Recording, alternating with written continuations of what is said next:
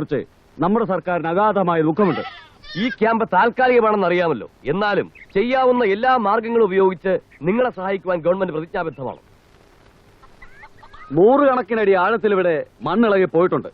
സമീപഭാവിയിൽ ഒരു പുനരധിവാസം ഇവിടെ സാധ്യമല്ല. അടുത്തുള്ള അധിവാസയോഗ്യങ്ങളായ സ്ഥലങ്ങളെല്ലാം വിവിധ കോളനികൾക്കായി പതിച്ചു കൊടുത്തു പോയതാണ്. നിങ്ങളെ മാറ്റി താമസിപ്പിക്കുവാൻ കഴിയുന്ന ഏറ്റവും അടുത്ത സ്ഥലം ഇവിടെ നിന്നും 160 കിലോമീറ്റർ അകലെയുള്ള കണിയാൻ കുന്നിലെ പുറമ്പോക്ക് താഴ്വരയാണ്. ആ സ്ഥലം ഗവൺമെന്റ് നിങ്ങളുടെ പേരിൽ പതിച്ചു തരും. അവിടെ എത്തിച്ചേർന്നാൽ വീടുകൾ വയ്ക്കുവാനും കൃഷി ഇറക്കാനുമുള്ള എല്ലാ സഹായങ്ങളും ഗവൺമെന്റ് നിങ്ങൾക്ക് നൽകും. അവശേഷിക്കുന്ന സ്വത്ത് സമ്പാദ്യങ്ങളും കന്നുമാടുകളുമായി നിങ്ങൾ ഉടനെ പുറപ്പെടണം. നിങ്ങളിൽ ഒരാൾ ആ യാത്രയ്ക്ക് നേതൃത്വം നൽകാൻ മുന്നോട്ട് വരണം.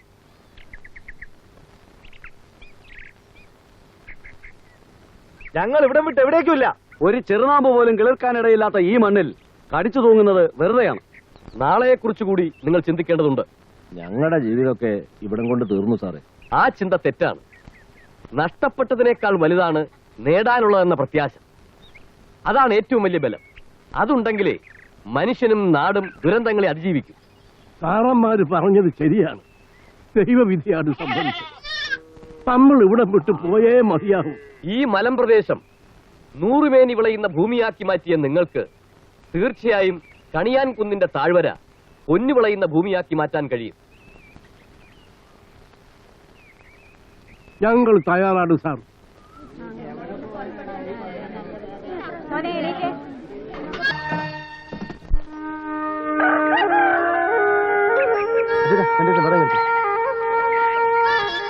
പാപ്പിമോനെ എന്താ വെള്ളം തിളച്ചോ? തിളച്ചോണ്ടിരിക്കുന്നു. ഞങ്ങൾ ഇവിടെ പോയി കിടക്കുക. കിളവിയെ നോക്കി കിടക്കുന്നതാണ് എന്റെ ജോലി. അമ്മച്ചി എന്ന് അന്വേഷിക്കും. ഈ ഇല്ല യവൻ എവിടെ പോയി കിടക്കായിരുന്നു തീ കത്തിക്കാൻ? ഞാൻ ഇവിടെ തന്നെ ഉണ്ടായിരുന്നു. ഇവിടെ ഞാൻ മാത്രമേ ഉള്ളൂ. വേറെ തന്നെ ഉണ്ടല്ലോ കറിയ. അവനെ കൊണ്ട് കത്തിക്കാം.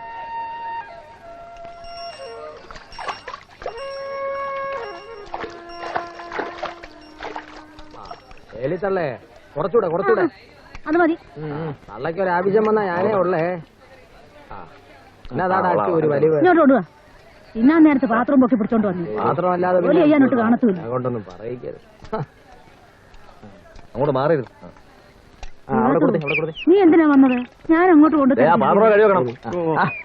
കിടന്ന് ഉറങ്ങല്ലേ? ഉണ്ടായോ? തള്ളണ്ട തള്ളണ്ട, എല്ലാവർക്കും ഉണ്ട്. ഒരു സ്നേഹം കാണിക്കാം. നീ വന്നേ. ഇങ്ങോട്ടുണ്ടോ?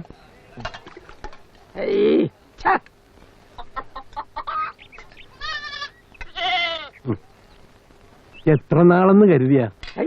എല്ലാവർക്കും കൂടിയുള്ള വൈപ്പ് ഒരു പാത്രത്തിലേ വയ്യ. പട്ടിണി കിടന്നാലും വേണ്ടില്ല, അശേഷം വയ്യ.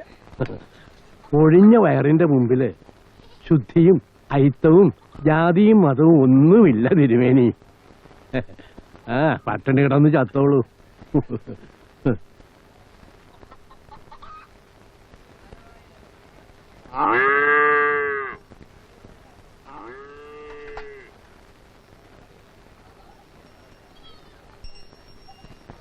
ചോറാദ്യം വേണ്ട. ഓ പിന്നെ ഈ കാട്ടിൽ ഇപ്പൊ കറി ആദ്യം വളർന്നു തിങ്ങാൻ ചോറ്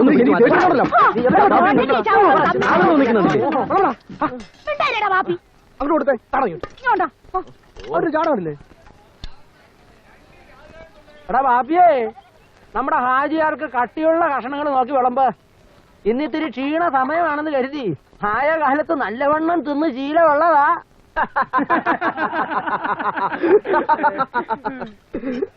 കൊണ്ടുവാ. പുണ്ണിലിട്ട് കുത്താതടാ കുഞ്ഞുവർക്കി. അടുത്ത ഊഴം നിന്റേതല്ലെന്ന് ആരറിഞ്ഞു? അത് കേട്ട് ചിരിക്കാനും കുറെ പേര്.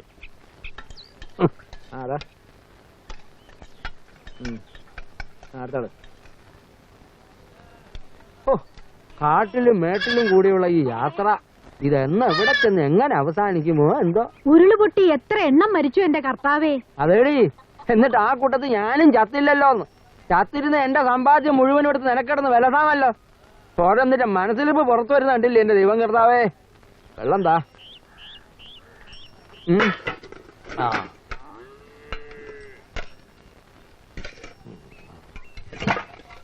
ദൂടെ കഴിച്ചു മോളെ. പാടി കിരി കിരി കിരി കിരി കിരി അയ്യോ ബാ ഗുരുത്തം കേട്ടതേ ഇവിടെ നിന്നാ നിനക്ക് കാര്യം ആശ്രീകരം ഉണ്ണു നടത്താൻ എന്റെ വിളയാട്ടം കളിക്കാൻ കണ്ട ഒരു സ്ഥലേ കടന്നു പോയിടുന്നു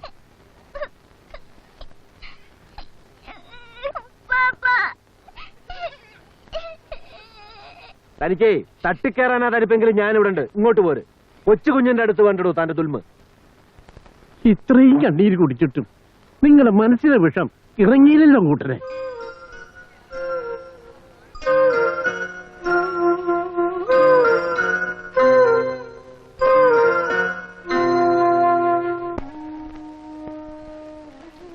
എന്റെ പൊന്നമ്മയല്ലേ, രാവിലെ ഒന്നും കഴിച്ചില്ല.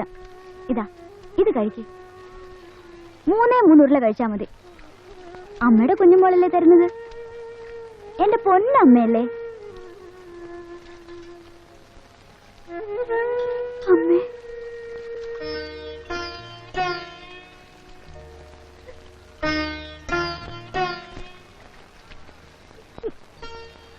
എന്റെ അമ്മയല്ലേ.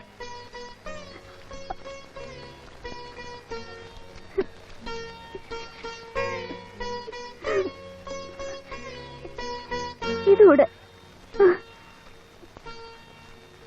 കഴിക്കൂ കുഞ്ഞോടമ്മേ, ഇല്ലേ വിശക്കൂലേ.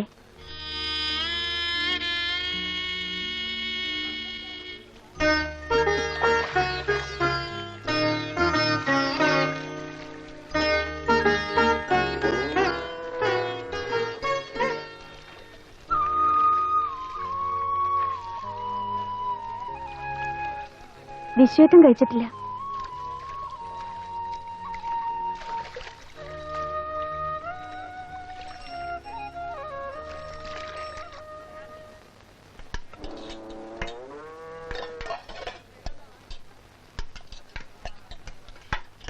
നിന്റെ പങ്ക് വാങ്ങിയല്ലേ?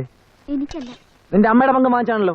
അമ്മയ്ക്കുമല്ല, പിന്നെ വിശ്വേട്ടനാ. എന്തോ അദ്ദേഹം ഇവിടെ വന്ന് വാങ്ങിച്ച കയ്യിലെ വളവൂരി പോവുമായിരിക്കും. പോട്ടെന്റെ അച്ചുവേട്ടാ, പൂരപ്പര വെച്ചേ അങ്ങത്തമാർ അദ്ദേഹം ഇരിക്കുന്നിടത്തോണ്ടെന്ന് വിളമ്പുമായിരിക്കും. ഒരു വിശ്വേട്ടൻ. ഇനിയാ മോളെ പാത്രം. ആ കൊണ്ടു കൊണ്ടു ആ ഒഴി കൊണ്ടു കൊണ്ടു.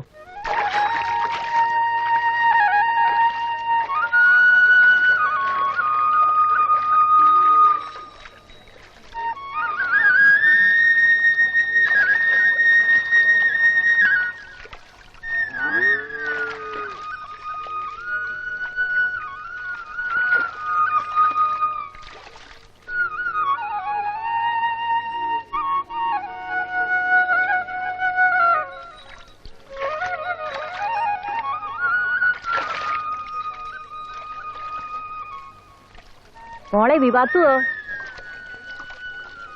സൂക്ഷിക്കണേ, നിറവയറാണ്, അതും കടിഞ്ഞൂല്.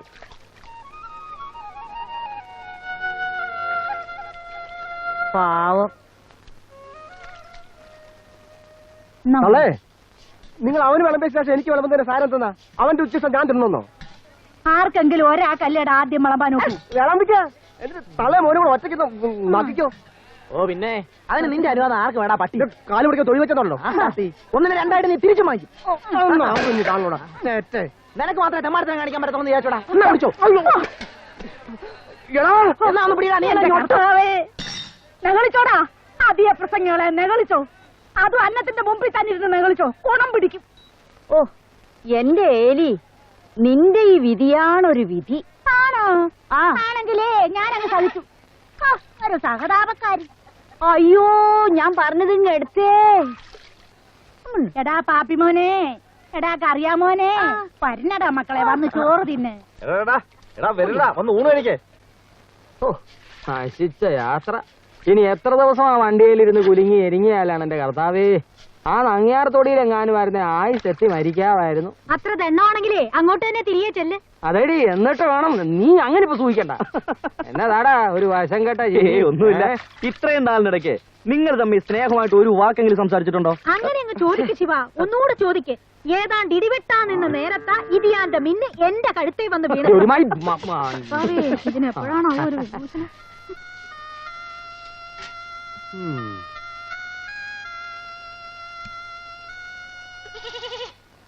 അല്ലേ നിങ്ങൾ അച്ഛനും മകനും തമ്മിൽ എന്താ ഇങ്ങനെ? എങ്ങനെ? ഒരാളുടെ നിഴല് കണ്ട മറ്റേ ആള് വലിയും. എന്തിനാ ഇങ്ങനൊരു അകൽച്ച? അകൽച്ചല്ല മറിയേ, വിധി. അവൻ ഓർമ്മ വെക്കുമ്പം ഞാൻ അങ്ങ് ലോറിത്താവളത്തിലാ. വല്ലപ്പോഴും ഒരിക്കൽ വീട്ടിൽ വരും, 2 ദിവസം, പിന്നെയും ഓട്ടം തന്നെ. ദാക്ഷായണി ആയിരുന്നു ഇടയ്ക്കൊരു കണ്ണി. അവള് പോയപ്പോ അത് പറ്റും.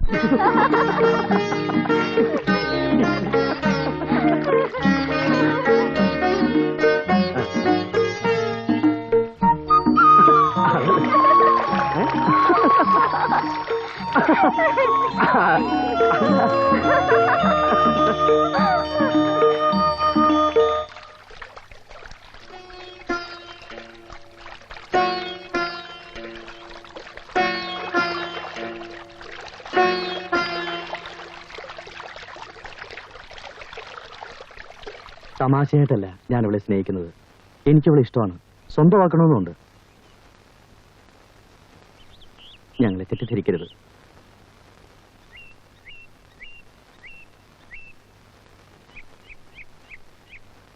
വിശ്വേട്ടനോട് എതിർക്കാൻ എനിക്ക് ധൈര്യമില്ല, അതിനുള്ള കഴിവുമില്ല എനിക്ക്. ദയവ് ചെയ്ത് ഞങ്ങളെ പിരിക്കരുത്.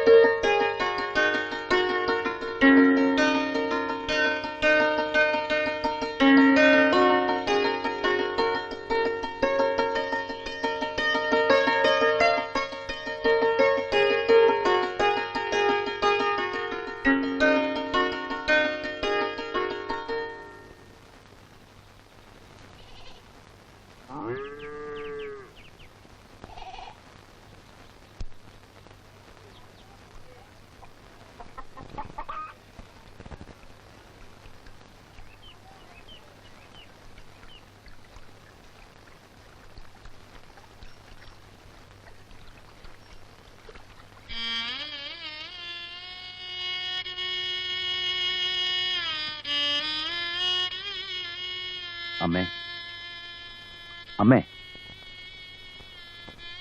നമ്മുടെ കുഞ്ഞുമോള് അവളെ ശിവൻ ഇഷ്ടാണെന്ന് അമ്മ കേൾക്കുന്നുണ്ടോ? ഞാനവന് വാക്ക് കൊടുത്തു. അമ്മേ, അമ്മേ. നിന്നെ പോലൊരുത്തനെ നൊന്ത് പെറ്റതാണ് ഞാൻ ചെയ്ത തെറ്റ്. നീ ജയിലിൽ കിടന്ന് ചത്തു നടന്നിരുന്നെങ്കിൽ ഞങ്ങൾ ആശ്വസിച്ചേനെ.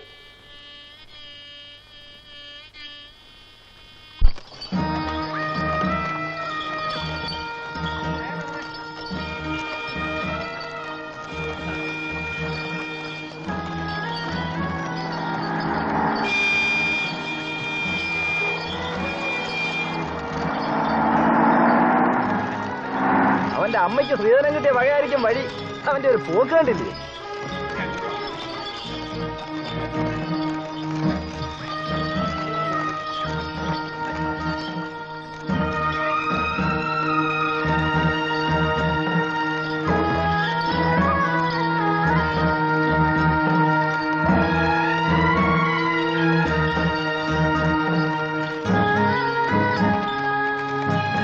അയ്യോ വണ്ടി ഒന്ന് നിർത്തണേ! അയ്യോ അയ്യോ വണ്ടി ഒന്ന് നിർത്തണേ! വണ്ടി ഒന്ന് നിർത്തണേ! വണ്ടി നിർത്തണോ? വണ്ടി നിർത്താൻ! എന്താ എലിപ്പണ്ണേ കാര്യം? അയ്യോ വിവാസൂരി നോവ് തുടങ്ങി. അയ്യോ ദൈവമേ, ഈ നടുക്കാട്ടിലെ എന്റെ ഉമ്മ.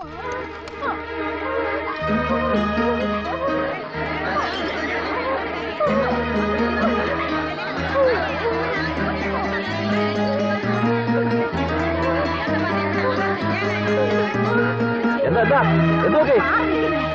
അയ്യോ ഈ ആനന്ദ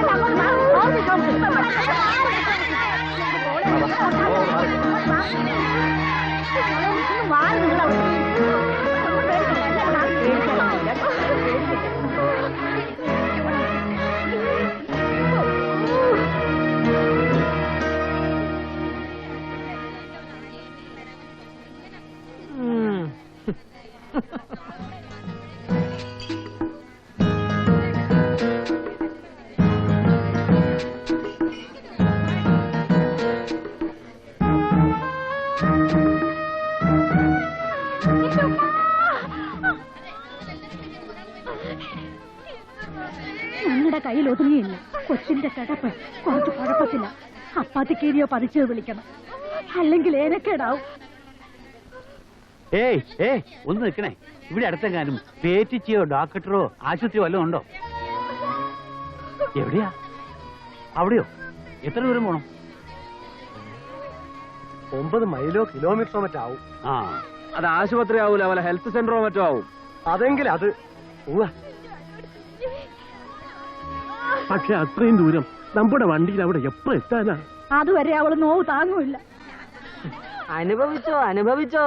ആര് പറഞ്ഞു ഇതിനൊക്കെ? ഇക്കാലത്ത് ഒരു കുഞ്ഞിനെ വളർത്തിയെടുക്കാൻ എന്നാ ചെലവാ. ഒരു കണക്കിന് എന്റെ പെമ്പറന്നോര് പറഞ്ഞത് കർത്താവിന്റെ അനുഗ്രഹം തന്നെ. നീ വലിയവനാണേ.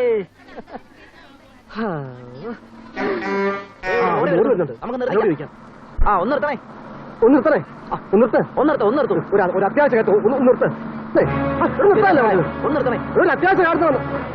ഡ്രൈവറെ ഒന്ന് നിർത്തണേ. ഒന്ന് നിർത്തണേ. സുഖമില്ലാത്ത ഒരാളെ ആശുപത്രിയിൽ കൊണ്ടുപോകണേ. ഒന്ന് നിർത്തണേ.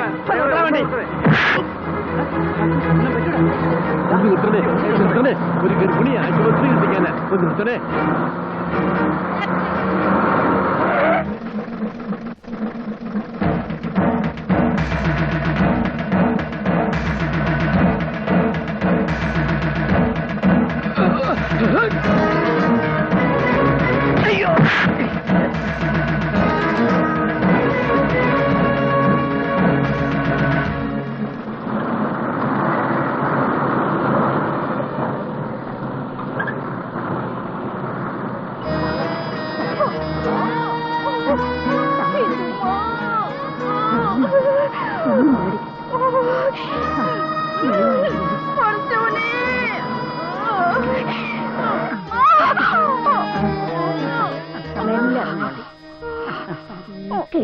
ഒന്ന് പിടിച്ചേർക്കാം മെല്ലെ.